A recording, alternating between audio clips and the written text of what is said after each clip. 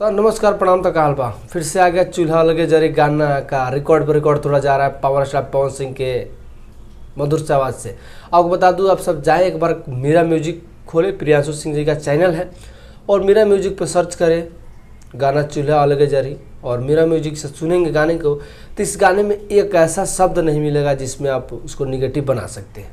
और आपको बता दूं कि इस गाने को सुपर हिट बनाया है रोशन विश्वास, इस गानों के लिखे हैं और म्यूजिक तो अपना भाई का ही है प्रियांशु सिंह का, और पवन सिंह और शिवानी सिंह का गाना है और गाने में काम किए हैं किविंग सालनी। तो आप सब जाएं मेरा म्यूजिक को सुनिए, रिकॉर्ड पे रिकॉर्ड तोड़ा जा रहा है। इस गाना बहुत काफ़ी तेज़ी से आगे जा रहा है, इस गाने को कोई रोकने वाला तक अभी तक नहीं बनाया है।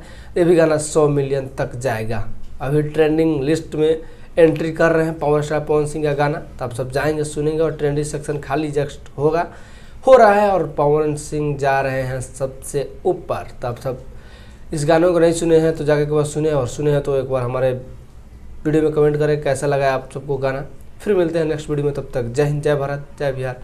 मुकेश मस्ती ब्लॉग को देखने के लिए मेरे चैनल को सब्सक्राइब करें। जय लव यू।